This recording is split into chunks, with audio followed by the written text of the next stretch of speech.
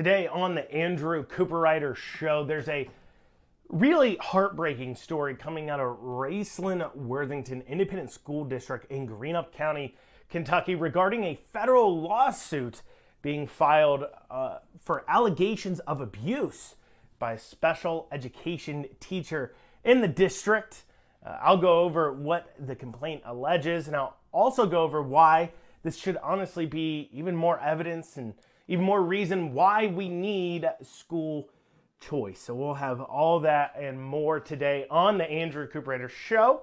Please, as always, make sure you like, comment, share, and subscribe.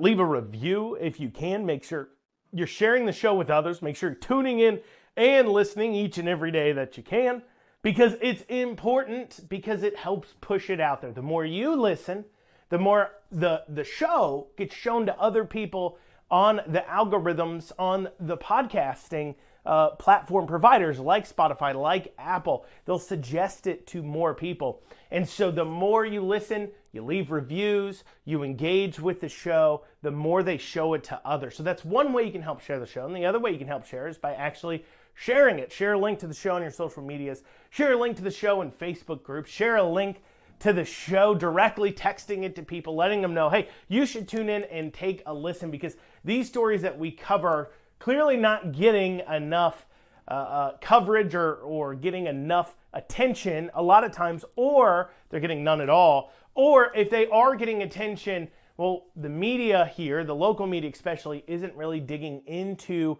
the stories quite the same way I am, or at least making some of the same connections. And it's even more obvious when we look at the Raceland-Worthington School District. Now, those of you who've listened to the show for, I don't know, a year or so, might recognize that name, that school district name, because you might say, well, hold on a second. I remember Andrew doing a show about Raceland-Worthington before, and you'd be right. Now, for those of you who don't remember that show, let me remind you what that was about.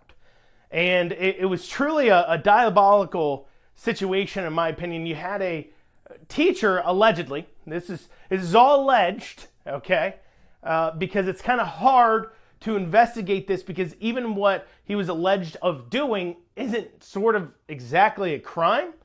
So what he was doing was he was making contact with, he's a high school teacher, actually taught government in high school there, and he would make contact with or bring in teacher aides of younger girls, around 16, 15 years old or so when they come in, and he would stay in contact with them through their high school time, him as their teacher.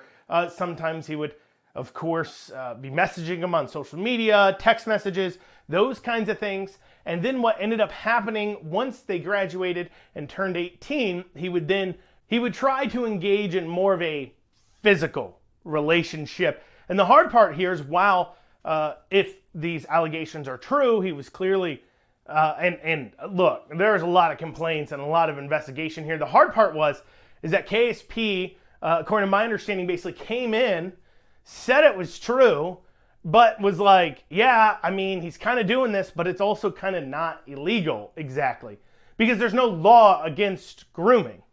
There's no law against teachers communicating with children without the parents' knowledge. There's no law about it. And so he was able to do that kind of behavior and it be legal. And the school took next to no action about it. And so you may remember the school district from that absolutely horrific, disgusting, alleged.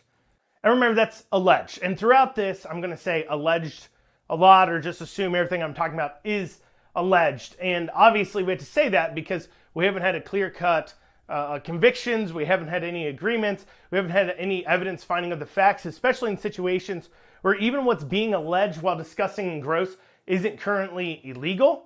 It's hard to exactly get to the facts of the matter and figure out and get something hammered out to the point where, you know, a jury appears have found somebody guilty, so you can now say things obviously without it being with it being quote unquote a fact.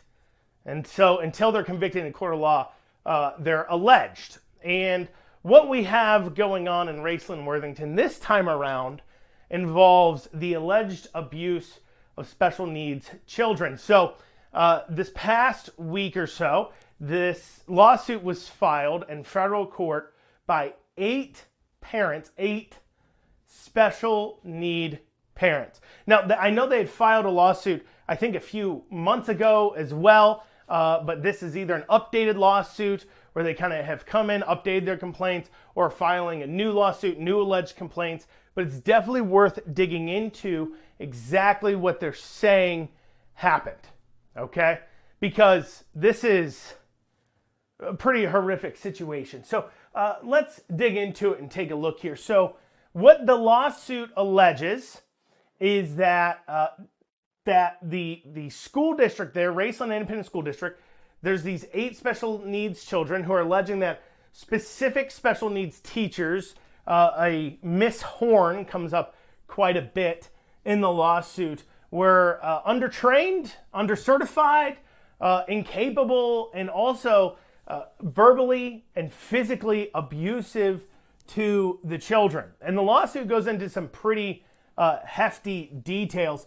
Let's go into what the claims exactly what the lawsuit is making. So one of the first initial claims that they kind of make to make it clear that this is a federal jurisdiction issue and a civil lawsuit, because they're trying to file civilly. It's been hard for them to get criminals going to get the state to take action. We'll talk about that here in a second. So they're filing civilly, saying that the school is violating something called the IDEA Act, the IDEA.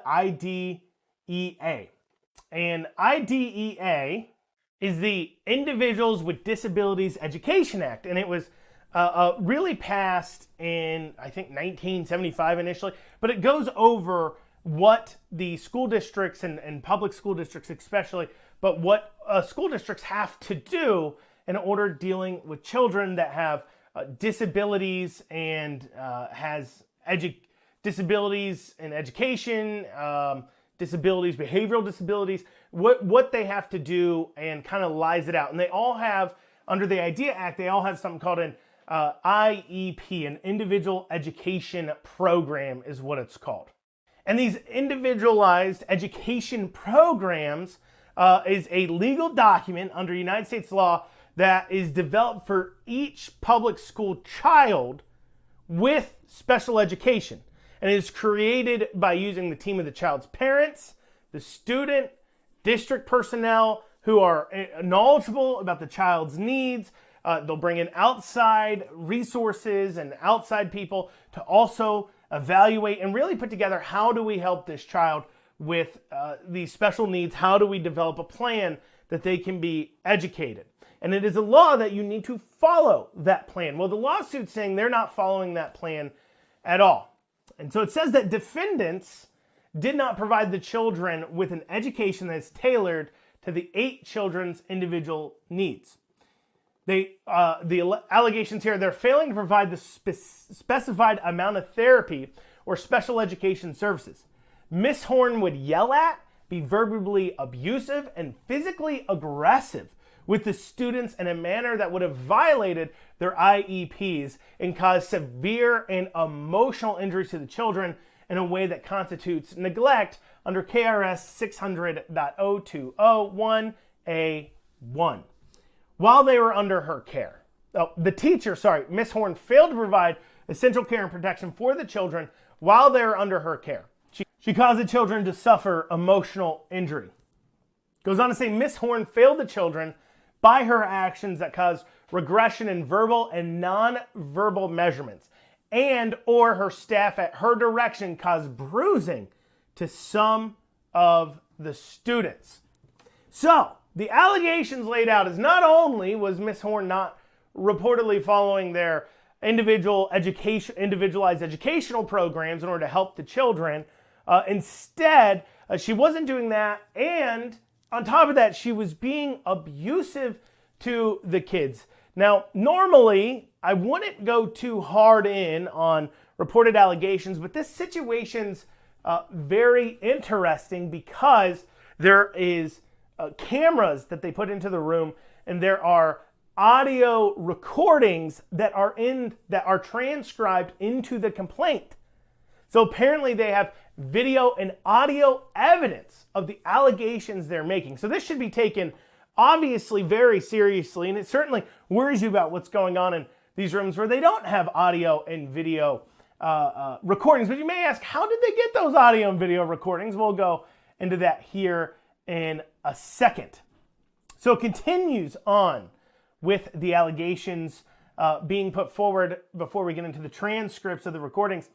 It says the child of Brian Virgin and Jessica Virgin is another special needs child who is very docile and does not harm himself. As a result of Miss Horn's teaching in her classroom, he's been yelled at by Miss Horn and instructors in the class. He was physically abused, including bruising on his arms, and a matter that would never be appropriate for physical restraint on a child.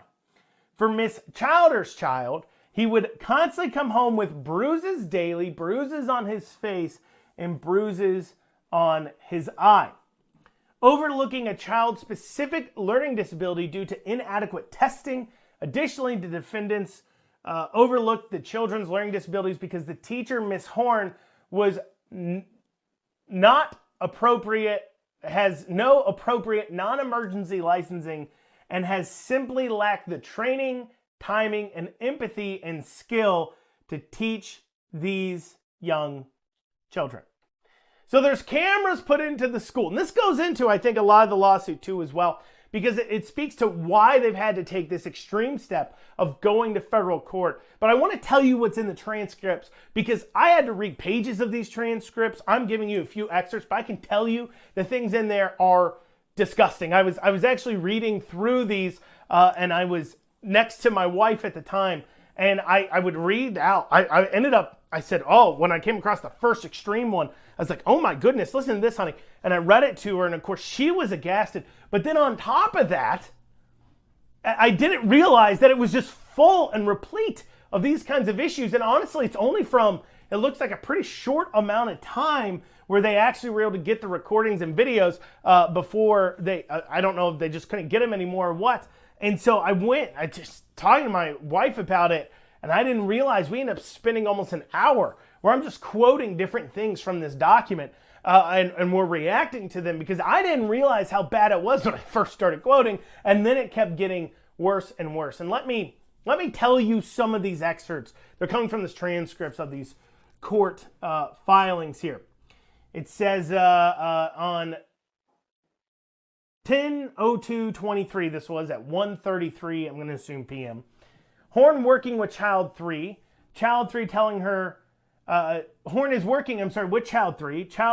She's telling child 3 to look at her, and then a smack is audible. Child 3 has a disability that creates poor mobility, and she tends to stare at the lights. Horn then yells at child 3 and tells her she's doing it on purpose, and a few smack sounds are audible. So clearly what they're alleging here is that child 3, because, these are all people, children under 18, so they're not going to list their names in the suits. They're going to try to keep them a little, more anonymous, per se. And so child 3 here reportedly has, according to this, has a disability where she tends to stare at lights. And Horn, this teacher, putting that in quotations, reading how this transcript reads, allegedly smack this child, or smack sounds are audible. That's what the transcript says. For her not looking at, she literally yells at the child to look at her. And then a smack is audible. But that's not the only instance of smacks being audible, according to the audio transcripts here. Horn yells at child 1 and a loud smacking sound is audible, and she demands in there. That's another excerpt. Here's another one. Horn yells at child 3 to sit down, and a loud bang follows. 3 swats are heard while Horn says no, no, no, while yelling at child 3. Horn yells at child 3 again to sit, and child 3 is heard crying, continues to cry, then turns melancholy at 2:04:45. That's not it. There's also allegations in here. So I just read you like 2. There are several times where you hear loud smack signs are audible. There's at one point where some of the teachers take a child into a sensory room, allegedly, and based upon the transcript, it certainly sounds like what they were doing in that room would be considered abuse based upon what's alleged in this transcript. I would say a reasonable person would probably say. But there's also allegations in this court filing where the teacher out loud, because she's talking about it, is audibly withholding food as a punishment for a child. There's at one point in the transcripts where Miss Horn left, according to the transcripts, allegedly left a kid unattended in the bathrooms for like 30 minutes because she was on the phone, allegedly on a personal call, and then when she found them playing in the toilet, yelled at them for it. They left him unattended in a bathroom for 30 minutes. There's at one point in the transcript where the teachers are discussing the fact that they're not going to release a child to either the parents or to move forward because they're still crying and upset from something they did, and they're like, no, he can't leave yet, and they're like frantically, based upon how I'm reading the transcript and what's alleged here, they're like frantically trying to calm them down. Like imagine, when you were kids and you're doing something wrong with your siblings and one of them gets hurt and starts crying and you're trying to get them to shut up before your parents catch up. It's like the same thing, but for special education teachers. And this is the most disgusting. And I don't know why I find this one particularly so egregious. I find it more egregious than the physical abuse for some reason. When I read this part, I was just filled with rage. And this is what it alleges. It says, Child 1 is completely nonverbal and uses an electronic talking device when he has access to it. He should always have access to it, but it gets taken away by Horn almost all day. So you have a child that's nonverbal and is provided with a tool to be able to speak, to express themselves, to be able to communicate like you or I. You can't take away our voices. You can punish us for speaking out of turn when we were in school, right? We would get in trouble or whatever that may be. And I don't know what that looks like for special education kids. I'm not a special education teacher. I'm not going to pretend to be a specialist in special education. But I'll tell you this much right now. Taking away someone's voice is one of the most disgusting things you could do, in my opinion. I told you I was aggrieved by this allegation. That filled me with rage. Who does that? Who literally says, I'm going to take away your ability to communicate with the world because it's easier for me as your quote-unquote teacher to deal with? This is... like I said, hopefully you see how awful that is and why that makes me more angry than the physical abuse allegations do. Taking away somebody's ability to speak because it's too inconvenient for you. Disgusting behavior. Now you may say, well, they're filing this federal complaint. What's the state doing about it? Well, apparently the parents did go to the Kentucky Department of Education and they filed a complaint. They went through the right process. Remember, and obviously I'm going to attach it to school choice and I'm going to explain why at the end, why this is a perfect reason why school choice works. Because the only way a school district acts this incompetent, the only way a school district continues to employ these people, which according to the filing, this Miss Horn is still still employed as a special education teacher to this day. That's what the allegations in this lawsuit allege. And based on my short research, I didn't find any articles where she had been fired or let go. And so I have to assume she still works at the Raceland Independent School District. There's no accountability here. You hear leftists yell about school choice. Oh, these public schools, they're accountable and private schools aren't accountable. And of course, those of us who are for school choice say, well, the accountability is if you don't treat the kids right, people can take their kids out. They have more financial opportunities available to them. They say, but they'll go to private schools that are unaccountable. Listen to how unaccountable this public school is reportedly, according to this lawsuit here, because the parents did go to Kentucky Department of Education. They filed a complaint, and then the defendant school district did not file a response to the complaint in any way, nor did it show up for any meetings with the Department of Education of Kentucky. Then the Kentucky Department of Education determined that there was a violation of the IDEA Act, requiring certain actions be taken by the defendant school district, and upon information and belief, none of the required actions have been taken by the defendant. So they go to the state, file a complaint. And then the school district, according to this, doesn't even respond, doesn't even care what KDE has to say. And in the investigation process, KDE finds, yeah, they are violating federal law. And it doesn't matter. Is that accountability? You can just ignore the Kentucky Department of Education? And then they claim these public schools, well, they're actually really accountable. It doesn't seem like it to me. They're not even accountable to federal law. They're not even accountable to the state agencies. Yeah, they deserve to get their funding taken away. If you are accountable to the state because the state gives you money, you're accountable to the federal government and the laws it passes because the federal government gives you money.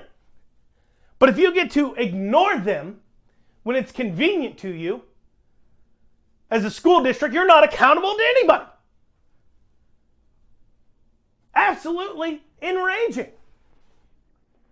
Now, this is the most telling line, and this is where, like I said, I think school choice is really, I think it's really important here. And I'll be honest with you. I haven't talked to a single one of the parents from this lawsuit. I haven't talked to a single one of them. I have no idea where they personally stand on school choice. They could be supporting it. They could be against it. And if you are a parent of one of these children, and you're listening to my show, and maybe you have a different opinion on school choice, let me make the case for you on why this is important. Because this is the most telling line from the lawsuit when it comes to school choice. It says, Ms. Horn has caused so much damages to the children that some have had to be taken out of the school district, including the children of plaintiff. I'm going to slaughter this name. I think it's Rayana. Defendant's actions caused constructive expulsion of some of these students by forcing the parents to remove them from the school. While several of the children have been forced to leave school, Ms. Horn has been continued to teach despite being under investigation by legal authorities and being a clear and present danger to special needs children. And how clear and a present danger is it? How do they get these recordings? The defendant school system, this is according to the lawsuit, is aware of the danger of Ms. Horn's behavior as they've installed 360 video cameras, 60-degree video cameras with audio after the parents brought up concerns, but they have not disciplined Ms. Horn in any significant way. The defendant school district refuses to act on the warnings issued by the plaintiffs, but for cameras. Instead of firing the defendant teacher, they hid behind procedure because they're afraid of more bad public relations, and the children paid for it in the meantime. So not only are they not showing up to KDE, KDE is finding that they're, according to this, is finding them not sufficiently following federal law and what they should be doing. But on top of that, the school district is so aware that Ms. Horn's a problem that they put in these cameras, but they're still keeping her there even after. I read to you just from a few days of the transcripts.